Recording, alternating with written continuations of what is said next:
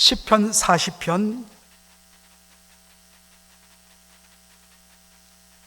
1절로 5절 말씀,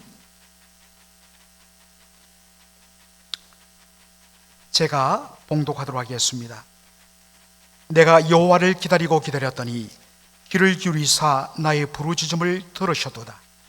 나를 기가 막힐 웅덩이와 수렁에서 끌어올리시고 내 발을 반석 위에 두사 내 걸음을 견고케 하셨도다. 새 노래 곧 우리 하나님께 올릴 찬송을 내 입에 두셨으니 많은 사람이 보고 두려워하여 여호와를 의지하리로다. 여호와를 의지하고 교만한 자와 거짓에 치우치는 자를 돌아보지 아니하는 자는 복이 있도다. 여호와 나의 하나님이여, 주의 행하신 기적이 많고 우리를 향하신 주의 생각도 많도소이다. 내가 들어 말하고자 하나 주의 앞에 베풀 수도 없고 그 수를 셀 수도 없나이다. 아멘.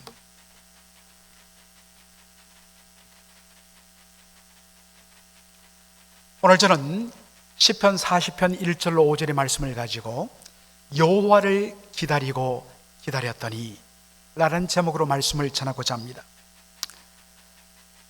전 세계를 완전히 휩쓸고 있는 이 코로나 바이러스 사태 때문에 미국도 비상사태에 들어갔습니다.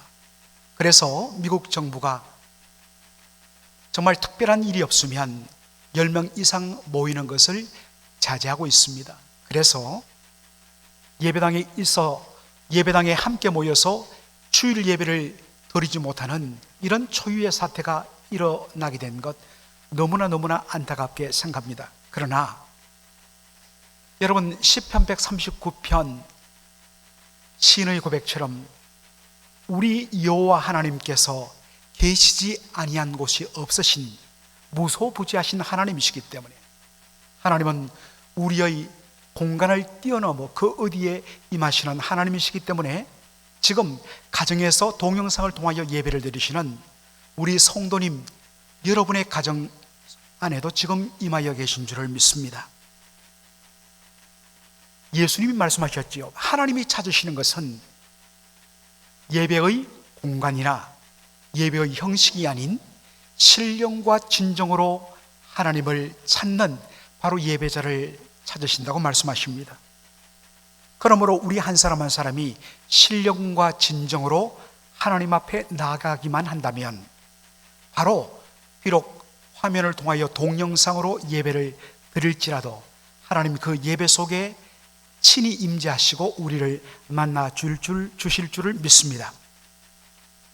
오늘 시편 40편 우리 1절로 5절을 읽었는데 그 제목이 이렇습니다. 다윗의 시 영장으로 한 노래. 여러분, 영장이 뭘까요? 우리에게 영장하면 구속 영장 혹은 인간은 만물의 영장이다, 그러한 단어로 썼지 그 외의 의미는 잘 생각이 나지 않습니다. 이 영장이란 표현이 뭘까?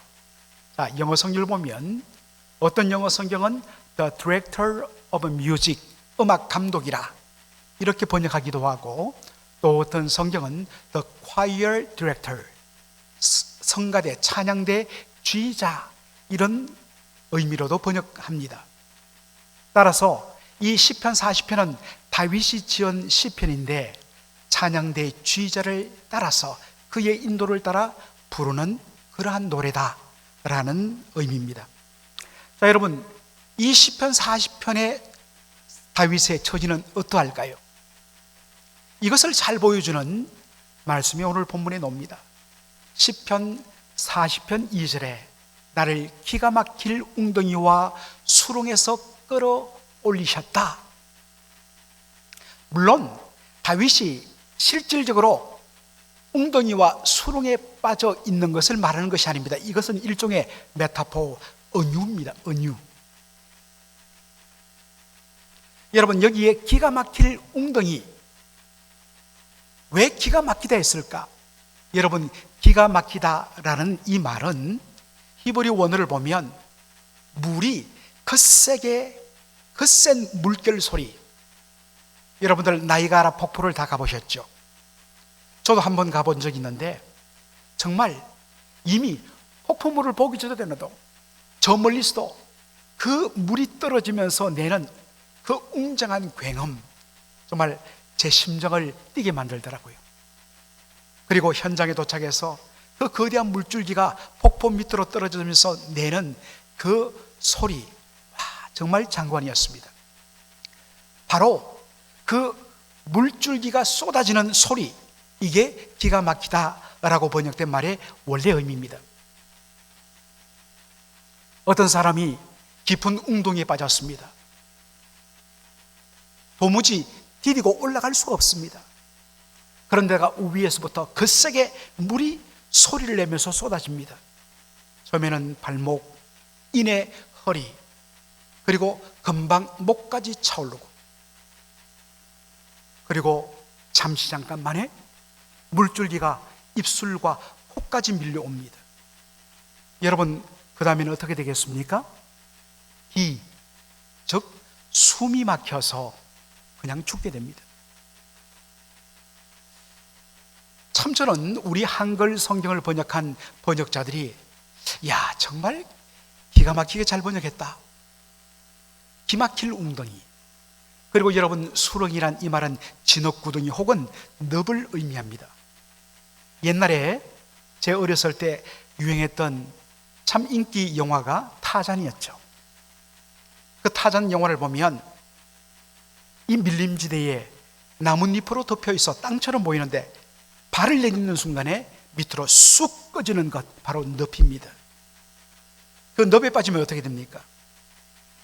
몸부림을 치면 칠수록 더 깊이 밑으로 쑥쑥 빠져들어가서 마지막에는 손을 허우적거리다가 손마저도 쑥 빨려 들어가 버려서 끝나버리는, 바로 그것이 늪이죠. 다윗은 이런 그림을 사용해서 자신이 처한 절망적인 상황을 지금 설명하고 있습니다. 자, 그렇다면 다윗이 처한 구체적인 위기상은 어떤 것이었을까? 어떤 분들은 기가 막힐 웅덩이와 수렁이란 이 표현을 통해서 다윗이 지금 아주 회복하기 어려운 불치병, 중병에 걸렸을 것으로 그렇게 설명하는 분도 있습니다. 그러나 대부분의 구약학자들은 그것이 아니고 지금 다윗은 전쟁터에서 적군의 위협 속에 빠져서 죽음의 위기 속에 몰려 있는 그러한 처지에 있었던 것으로 설명합니다. 그 이유는, 그 근거는 무엇일까요? 바로 3절에 나오는 한 단어 때문에 그렇습니다. 새 노래, 뉴송, 새 노래. 여러분, 이 새 노래는 구약 성경에서 새 노래가라는 표현이 자주 나오는데 이 새 노래는 언제 쓰이는 단어냐? 바로 전쟁의 위기 속에서 대적의 공격을 받아 거의 죽게 되었는데 하나님의 극적인 은혜로 말미암아 위기에서 벗어나고 완전히 상황이 역전되어서 대적들을 물리치고 승리했을 때 부리는 일종의 빅토리 송, 이것이 뭐냐? 뉴송, 새 노래란 말입니다. 그래서 정리하자면 지금 다윗은 전쟁터에서 적군에 의해서 죽음의 위협 속에 빠져 있었는데 이 위기 속에서 하나님 앞에 부르짖고 부르짖어 하나님의 은혜로 말미암아 위기를 벗어날 뿐만 아니라 완전히 상황이 반전되어서 적군을 물리치고 승리한 이 감격, 감사를 노래한 것, 이것이 시편 40편의 내용이라는 것입니다. 제가 시편 40편을 묵상하면서 완전히 1절에 완전히 사로잡혔습니다. 오늘 설교 내용은 어떤 의미에서는 1절 이 한 구절로 씨름하는 것입니다. 자, 1절 보니까 내가 여호와를 기다리고 기다렸더니, 여호와를 기다리고 기다렸더니, 모든 영어 성경은 I waited patiently, 인내하며 오래 참으며 견디며 하나님을 기다렸다. 무엇을 기다렸겠습니까? 하나님의 응답을 기다리고 기다렸다라는 것입니다. 여러분, 하나님을 기다렸다, 또 기다렸다, 인내하며 오랫동안 기다렸다는 이 말씀 속에는 무슨 뉘앙스가 들어있겠습니까? 기다리고 또 기다렸다는 것은 무슨 의미일까요? 그만큼 하나님의 응답이 지체되었다는 말입니다. 그가 하나님 앞에 도움을 간절히 구하고 구했는데 하나님께서 잠잠히 침묵하셨다는 의미가 들어있습니다. 여러분 어떻습니까? 우리가 정말 위기를 만나서 하나님 앞에 이 문제를 가지고 간절하게 기도하고 기도했는데 하나님의 응답이 없을 때, 하나님의 침묵이 계속될 때에 여러분은 어떻습니까? 많은 경우 우리들은 낙심하게 되고 낙마하게 되고 그래서 기도를 멈추는 일들을 자주 경험합니다. 그런데 다윗은 어떻습니까? 그런 상황임에도 불구하고 인내하며 끝까지 여호와 하나님의 응답을 기다리고 또 기다렸다라고 고백합니다. 여러분, 무엇이 다윗으로 하여금 하나님의 침묵 가운데도, 하나님의 응답이 지체되는 가운데도 여호와를 기다리고 또 기다리게 만들었을까요? 제가 이 말씀을 묵상하는데 참 큰 도움을 주었던 한 학자의 글이 있습니다. 바로 지금 저 시카고 트리니티 복음주의 신학교의 구약학 선임 교수님이신 윌리엄 벤게머렌, 이 더치 네덜란드 계통의 분이십니다. 윌리엄 벤게머렌 교수님의 시편 주석이었습니다. 벤게머렌은 시편 40편을 주석하면서 왜 다윗이 여호와 하나님을 기다리고 또 기다릴 수 있었을까? 두 가지로 설명합니다. 첫째는 하나님의 주권에 대한 철저한 인정 때문이다. 그래서 그가 그렇게 기다릴 수 있었다 이야기합니다. 다시 말해서 다윗은 기도의 응답은, 그리고 심지어 기도의 방식과 기도의 응답의 때마저도 하나님의 주권에 달려있다, 이것을 철두철미하게 고백했다는 것입니다. 하나님의 주권에 대한 철두철미한 인정과 순복의 결과가 뭐냐? 여호와를 기다리고 또 기다렸다는 것입니다. 여러분, 다니엘서 3장 보면 다니엘의 세 친구 이야기가 나옵니다. 느부갓네살 왕이 두라 평지에 거대한 신상을 만들고 거기에 다 절하도록 명령했습니다. 모두 다 절하는데 딱 세 사람, 다니엘의 세 친구만 고개 숙이지 않았습니다. 이 소식을 듣고 느부갓네살이 분노합니다. 그러면서 위협합니다. 다시 한 번 더 기회를 주겠다. 만일 너희가 내가 만든 이 신상에 절하지 않으면 극렬하게 타는 풀무불 속에 집어 던지겠다. 그러면서 그가 하나님을 조롱합니다. 그렇게 되면 너희 신이, 너희들이 그토록 믿는 신이 너희를 이 불구덩이 속에서 건져낼 것인가? 그럴 수 없다는 것입니다. 그럴 때 다니엘과 그의 세 친구, 다니엘의 세 친구들이 어떻게 고백합니까? 3장 17절로 18절입니다. 만일 그럴 것이면 왕이여, 우리가 섬기는 우리 하나님이 우리를 극렬히 타는 풀무 속에서 너희 건져내시겠고 왕의 손에서도 건져내시리다. 그러나 그리 아니하실지라도 왕이여, 우리가 왕의 신들을 섬기도 아니하고 왕의 세우신 금신상에게 절하지도 아니할 줄을 아옵소서라고 이야기를 합니다. 당연히 하나님 살아계신 분이십니다. 그분은 당신의 신실한 백성들, 믿음의 사람들을 지키시는 하나님이십니다. 하나님은 그런 능력의 하나님이십니다. 얼마든지 구해내실 수 있는 전능하신 분이십니다. 우리가 믿는 하나님은 바로 그런 분입니다. 그러나 만일에 하나님의 특별한 뜻이 있어 그리 아니하신다 할지라도 저는 하나님을 거부할 수 없고 그리고 왕의 신상에 절하지 않겠습니다 라고 그렇게 고백하는 것입니다. 결과를 보고 나에게 하나님의 역사의 손길이 있으면 하나님을 끝까지 믿겠고, 만일 하나님이 그렇게 아니하시면 좋습니다. 저도 하나님 버리겠습니다. 그렇지 않습니다. 내가 살고 내가 위기를 면하고 그 여부가 중요한 것이 아니라 여전히 그리 아니하실지라도 하나님은 나의 하나님이란 사실입니다. 많은 사람들이 시험받고 넘어지는 경우가 바로 여기에 있습니다. 하나님의 살아계심과 역사하심이 내 속에 직접적으로 손길이 미치지 아니하면 하나님을 쉽게 원망하고 불평하는 우리의 모습을 보게 되는 것입니다. 기도에 있어서 하나님의 전적인 주권을 인정하신 분이 우리 예수님이십니다. 예수님 잡히시기 전날 밤에 겟세마네 동산에서 어떻게 하셨습니까? 온 밤을 쥐시오면서 이 겟세마네란 이 단어의 의미가 상당히 의미심장하다 했습니다. 기름 짜는 틀,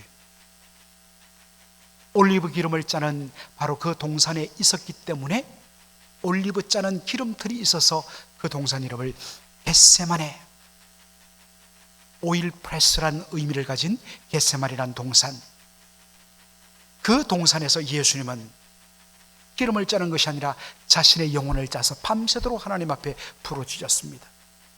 예수님의 기도는 단 하나였습니다. 십자가를 앞두고서 예수님이 밤새도록 기도한 내용이 무엇입니까? 마태복음 26장 39절에 내 아버지여 만일 할만하시거든 이 잔을 내게서 지나게 하옵소서. 하나님은 충분히 하실 수 있는 분이십니다.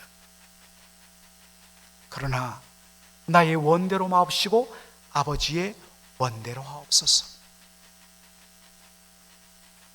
전적으로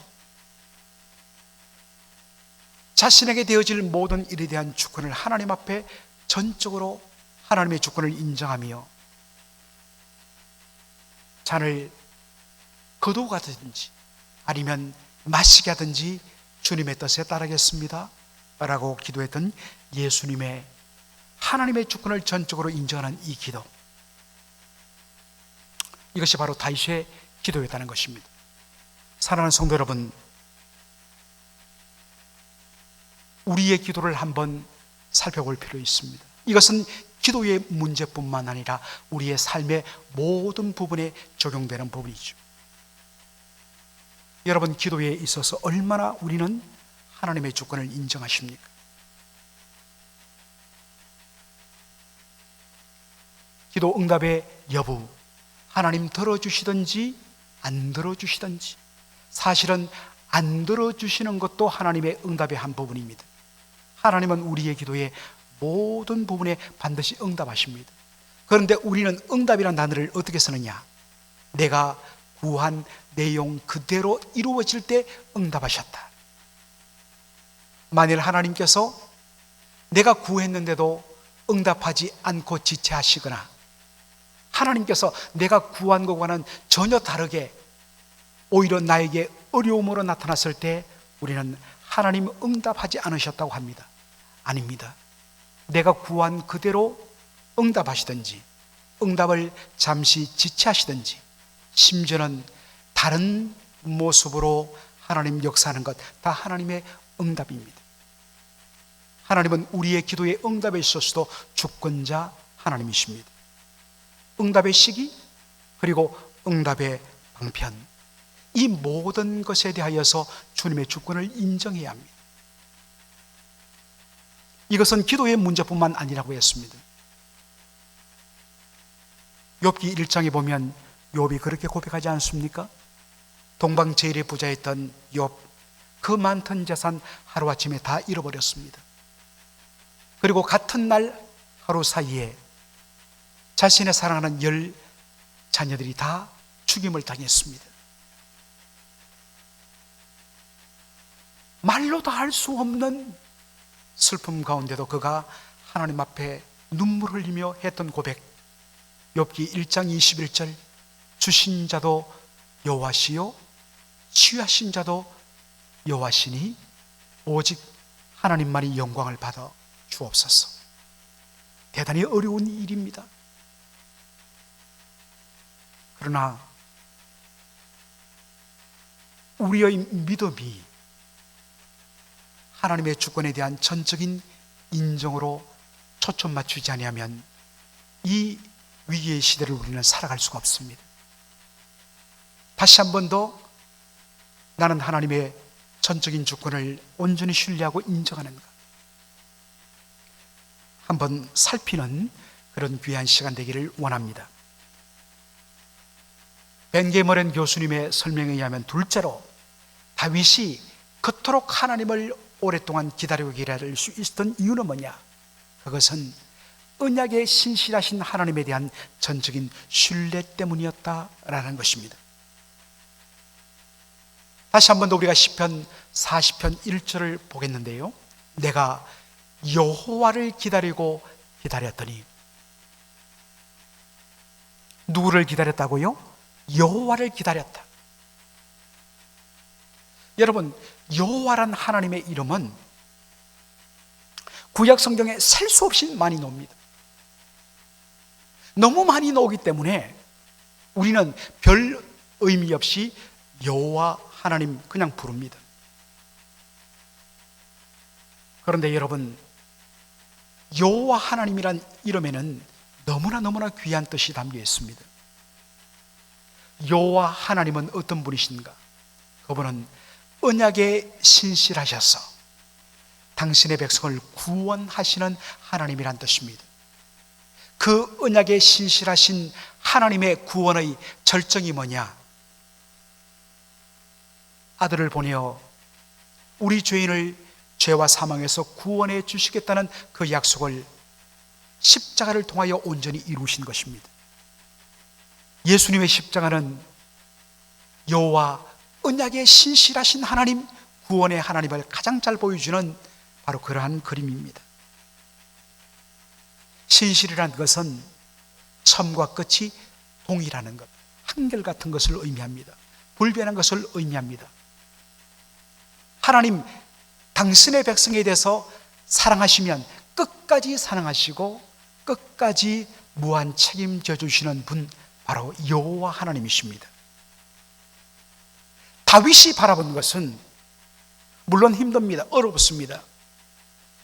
그러나 다윗이 바라본 것은 눈앞에 보이는 비참하고 어려운 현실이 아니라 그 현실 너머에 계신 언약에 신실하신, 반드시 구원하시는 하나님의 성품, 신실하신 하나님의 성품을 그가 바라봤습니다. 이것이 바로 이 눈에 아무것 보이지 아니하고 이 손에 아무것 잡히지 아니할지라도 우리가 믿음만을 가지고 걸어갈 수 있는 바로 그러한 고백이 되는 것입니다. 왜 우리가 넘어지고 왜 우리가 빠지느냐? 왜 베드로가 물속으로 빠져들어갔느냐? 주님을 바라보지 아니하고 바로 일어나는 물결을 바라봤기 때문입니다. 무섭습니다. 우리를 둘러싼 현실은 녹록지 않습니다. 어마어마한 절망적인 위기입니다. 그러나 그 위기를 보면 우리는 빠져들어갈 수밖에 없습니다. 그 순간 우리의 눈을 우리 앞에 놓인 현실 넘어 그 위에 계시는 언약에 신실하신 하나님, 여호와 하나님을 바라보며 그분을 소망하는 것. 다윗이 바로 이 위기 속에서 끝까지 하나님을 기다리며 바라볼 수 있었던 것은 여호와 하나님, 신실하신 그분의 성품을 바라봤기 때문이라는 것입니다. 내가 여호와를 기다렸더니 그 결과로 어떤 일이 일어났습니까? 귀를 기울이사 나의 부르짖음을 들으셨도다 라는 응답으로 나타납니다. 특별히 여러분, 여기에 귀를 기울이사라는 이 말씀에 우리가 주목할 필요가 있습니다. 귀를 기울이다, 이 말은 제가 인용한 어느 영어 성경이 참 잘 번역했는데 inclined, 기울이다, 바로 거기에 온전히 몸을 기대다, 그쪽으로 기울이다. 좀 더 구체적으로 번역하면 바로 귀를 가까이 대다라는 뜻입니다. 지금 다윗의 처지는 너무너무 상황이 힘들고 그것도 오래 지속되다 보니까 그의 몸과 마음이 완전히 지쳐버렸습니다. 하나님을 향한 분명한 믿음에도 불구하고 이제는 몸과 마음이 지쳐버렸습니다.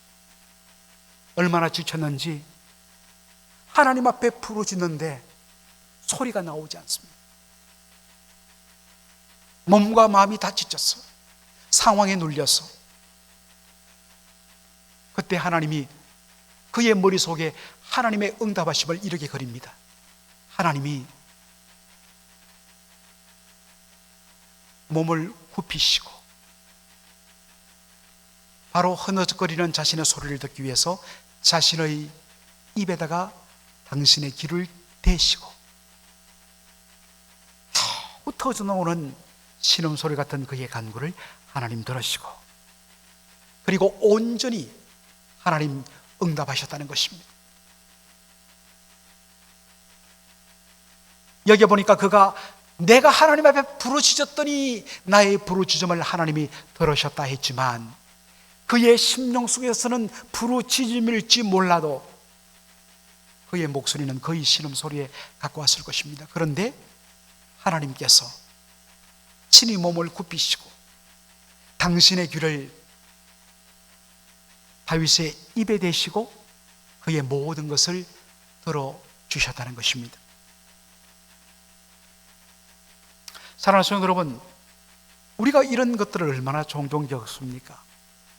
때로 살아가면서 얼마나 몸이 아프고 또 상황이 어렵든지 몸과 마음이 완전히 눌리고 지쳐서 도무지 어떻게 기도해야 될지도 모르겠고 기도하려고 입을 벌려도 주여라는 외침 이외에는 그 어떤 것도 나오지 않는 그런 상황 여러분 겪지 않습니까? 정말 기가 막힐 노릇이죠. 그럴 때에 로마서 8장 26절이 우리에게 말해줍니다. 이와 같이 성령도 우리 연약함을 도우시나니 우리가 마땅히 빌 바를 알지 못하나 오직 성령이 말할 수 없는 탄식으로 우리를 위하여, 여기에 우리를 위하여란 말은 우리를 대신하여 친히 하나님께 간구하신다 했습니다. 성령께서 말할 수 없는 탄식으로 우리가 아파하고 힘들어하는 그 마음을 그대로 성령께서 우리의 마음을 품으시면서 우리를 대신하여 하나님 앞에 친히 간구하시는, 그래서 저와 여러분이 오늘 이렇게 설 수 있고 살아갈 수 있는 것입니다. 그러기에 낙심하지 말고 여호와 하나님을 신뢰하며 하나님의 응답을 기다리라 하는 말씀입니다. 누가복음 18장에 보면 우리가 잘 아는 비유가 있습니다. 예수님께서 한 불의한 재판관, 얼마나 불의하든지 하나님도 두려워하지 않는 불의한 재판관에 대한 비유를 말씀합니다. 이 불의한 재판관에게 어느 날 과부가 찾아옵니다. 가난한 과부, 옛날의 고아와 과부는 정말 가난하고 불쌍한 사람의 대명사였습니다. 이 가난한 과부가 어떤 억울한 일을 당했는데 자신의 억울함을 풀어달라고 재판관에게 찾아 호소하는데 어떻게 됩니까? 하나님도 두려워하지 않는 이 불의한 재판관이 뇌물을 줄 형편도 되지 못하는 가난한 과부의 억울함을 들어주겠습니까? 안 들어주죠. 그래서 문전박대해버립니다. 그런데 그 다음날 어떻게 합니까? 이 과부는 날마다 찾아옵니다. 내쳐지면 그 다음날 또 와서 문을 두드립니다. 쫓겨나면 그 다음날 또 와서 억울함을 들어달라고 문을 두들기며 외칩니다. 마침내 이 불의한 재판관이 그 가난한 과부의 억울한 소원을 들어주었다 예수님 말씀하십니다. 그런데 왜 들어줬느냐? 그 이유를 예수님께서 누가복음 18장 5절에 이렇게 이야기합니다. 이 과부가 나를 번거롭게 하리니 내가 그 원한을 풀어주리라. 그렇지 아니하면 널 와서 나를 어떻게 한다고요? 괴롭게 하리라. 여러분, 이 괴롭게 하다는 이 말, 제가 헬라 원어를 찾아보다가 무릎을 탁 쳤습니다. 이야, 기가 막히다. 여러분, 괴롭히다 이 말이 뭐냐면요, 주먹으로 눈두덩이를 때려갖고 탁 쳐갖고 눈에 시퍼런 멍이 들게 하는 겁니다. 여러분, 우리 종종 이 드라마를 보면 아주 멋있게 생긴 여인이 정말 머리도 막 멋있게 하고 최고의 좋은 옷을 입고 거기다 선글라스를 탁 껴서, 이야, 저렇게 세련될 수가 있는가 그러면서 얼굴을 돌리면서 선글라스를 딱 벗는데 어떻게 되죠? 남편에게 맞았는지 어땠는지 모르지만 눈두덩이가 시퍼렇게 멍들어 버린, 아하, 그래서 선글라스를 꼈구나. 모든 사회에서 눈두덩이가 멍들어 버리면, 더군다나 그것이 높은 관리나 귀족의 눈에 눈덩이에 멍이 든다는 것, 이것은 굉장히 창피스러운 일입니다. 그리고 자신의 명성이 타격받는 일입니다. 여러분, 불의한 재판관이 왜 이 가난하고 억울한 과부의 원한을 들어줬는가? 하나님을 두려워하지 않는 불의한 이 재판관이 과부가 불쌍해서 들어준 것이 아니라는 것입니다. 자신의 명성에 흠이 갈까봐 하는 수 없이 들어주었다 하는 것입니다. 예수님의 논리는 이것입니다. 불의한 재판관이 자신의 명성이 흠이 잡힐까봐 가난한 과부의 억울함을 들어줬다면, 너희 하나님은, 만일 우리 하나님이 당신이 택하시고 사랑하는 자의 그 밤낮 부르짖는 원한과 애통함을 들어주지 않는다면, 하나님 공의로우신 하나님, 하나님 온전히 사랑하시는 하나님, 하나님의 대표 속성이 공의와 사랑인데 하나님의 명성이 완전히 흠이 간다는 것입니다. 하나님 당신의 영광을 위하여 반드시 우리의 기도를 들어줄 수밖에 없다는 것입니다. 그래서 기도하라는 것입니다.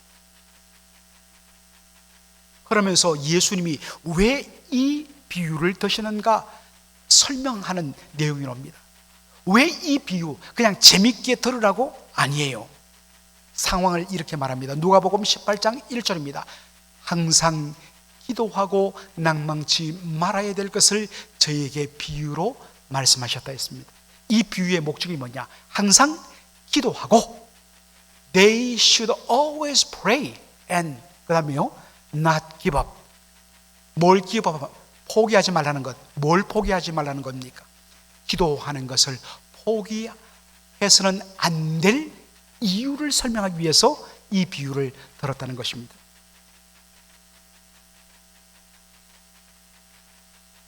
저는 하나님 앞에 기도할 때마다, 더군다나 정말 상황이 어렵고 힘들 때마다 꼭 떠올리는 성경 구절 하나가 있습니다. 그것을 붙들고 하나님 앞에 그때마다 기도합니다. 제가 소명을 받았을 때 하나님이 주셨던 말씀이기도 하는데요, 로마서 8장 32절 말씀입니다. 우리를 위하여 아들을 아끼지 않고 내어주기까지 하신 하나님이 그 아들과 함께 모든 것을 은사로, 은혜로 주지 아니하시겠느냐 하는 말씀입니다.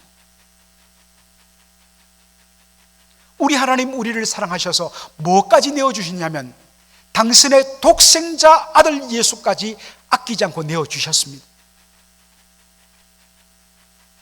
우리에게 아까운 것, 정말 소중한 것이 많습니다만 어떤 물질도 어떤 것도 자신의 자녀만큼 소중하지는 않습니다.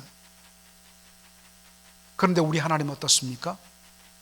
죄인인 우리를 사랑하고 우리를 구원하기 위하여 독생자 아들까지 아끼지 않고 내어주신 분이십니다.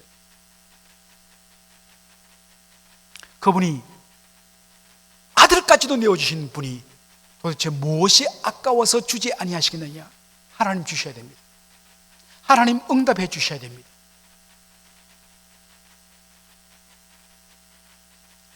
하나님 반드시 우리의 기도에 대하여 응답해 주실 것을 믿는 믿음으로 저는 하나님 앞에 기도합니다. 여러분, 하나님 앞에 기도할 때 여러분이 붙들고 있는 근거는 무엇입니까? 우리가 붙들건 것은 바로 우리의 기도의 대상이 여호와 하나님, 언약에 신실하신 하나님이란 사실입니다.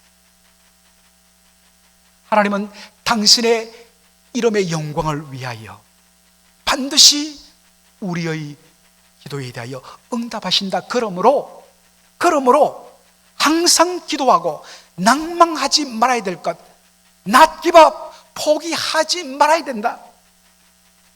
예수님 우리에게 도전해 주십니다.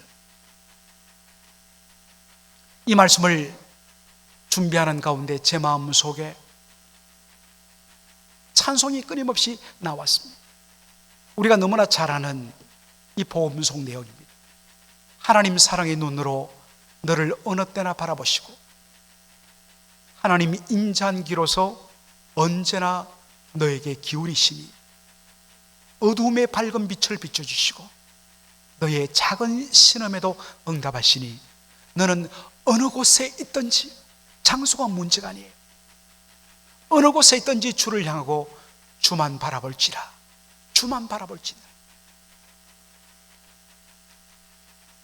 우리 한번 불러볼까요? 이 부분만 우리 한번 부르겠습니다. 하나님 사랑의 눈으로 너를 어느 때나 바라보시고 하나님 인자한 귀로서 언제나 너에게 기울이시니 어두움에 밝은 빛을 비춰주시고 너의 작은 신음에도 응답하시니 너는 어느 곳에 있든지 주를 향하고 주만 바라볼지라.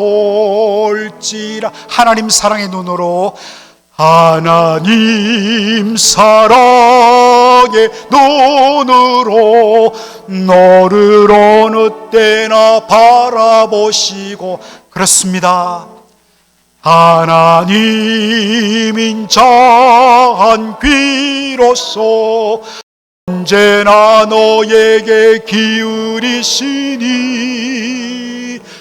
어두움에 밝은 빛을 비춰주시고 너의 작은 신음에도 응답하시니 너는 어느 곳에 있든지 주를 향하고 주만 바라볼지라. 주만 바라볼지라. 주만 바라볼지라.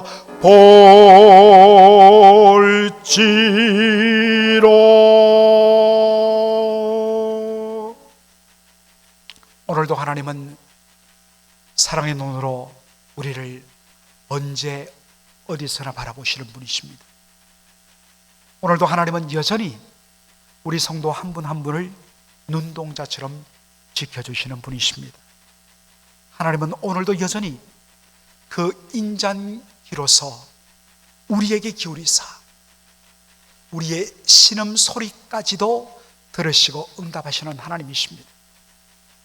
사랑하는 성도 여러분, 그러므로 우리가 해야 할 일은 주를 바라보는 것입니다. 여호와 하나님, 언약에 신실하신 하나님, 그 하나님의 언약의 신실하심이 절정으로 난 십자가, 독생자 아들까지도 아끼지 않고 약속 지키기 위하여 십자가에 내어주시기까지 하신 그 하나님, 그분에게 아까울 것이 무엇이 있으랴. 하나님, 그 하나님을 제가 믿습니다. 하나님 온전히 역사하실 줄로 믿습니다. 이러한 믿음으로 이 어려움의 때를 믿음으로 승리하는 저와 여러분 모두가 되기를 주의 이름으로 축원합니다. 아멘. 기도하겠습니다.